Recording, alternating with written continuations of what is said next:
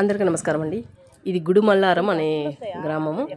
నేను గుడికి వెళ్ళానండి. ఈ గుడి గురించి కొంచెం పార్ట్ 2లో కూడా చెప్తాను. ఇది పార్ట్ 1 అనుకోండి. నేను నా ఫ్రెండ్ మా ఆయన ముగ్గురం వెళ్ళాము. ఎందుకంటే వేరే వాళ్ళు మాకు డొనేట్ చేసినారు అక్కడ అన్నదానానికి ఇవ్వమని. అది ఇచ్చేసి దేవుడు దర్శనం చేసుకొద్దామనేసి వెళ్ళాము. ఈ గుడికి 2006 సంవత్సరాలు పురాణం చరిత్ర ఉండదండి. ఒక శిల పైన బ్రహ్మ విష్ణు మహేశ్వరుడు ఉంటారు. ఆమ్లా చెట్టు అండి ఇది.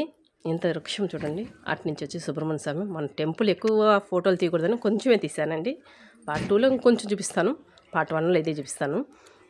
ఆ నుంచి సూర్యనారాయణ స్వామిని కూడా తీసానండి. అమ్మవారు అనేది కూడా తీశాను, కానీ అది చూపించలేదు. ఆ నుంచి వచ్చి నేను కొబ్బరికాయ కొట్టుకొని మా ఫ్రెండ్ ఒక అమ్మాయి దీపం పెట్టుకుంది గాలిగోపురం కాడ. మేము అలా చూసుకుంటా అన్నదానానికి డబ్బులు ఇచ్చుకొనేసి లోపల దర్శనం చేసుకొని, లోపల తీయకూడదు కాబట్టి తీయలేదు ఫోటోలు. ఎందుకంటే ఈ శిల మీద బ్రహ్మ విష్ణు మహేశ్వరు అనేది కొలువై ఉంటారు. ఇక్కడ ఒకసారి దీపం పెడితే ముగ్గురికి పెట్టినట్టు అని మా ఫ్రెండ్ ఉద్దేశం. అందుకు పెట్టాము. ఈసారి మళ్ళీ కార్తీక మాసం రావాలా మేము. మళ్ళీ ఒకసారి ఈ వృక్షం చూడండి. ఈ వృక్షం చూస్తే నాకు చాలా సంతోషమైంది. కృష్ణ తులసి ఎంత పెద్దది తెలుసా, చాలా చరిత్ర ఉందన్నట్టుగా అనిపిస్తుంది చెట్టుకి. అందుకని దర్శనం చేసుకుని లోపల బయట వచ్చినామండి. దర్శనం చాలా బాగా అయింది. ఉంటానండి, బాయ్.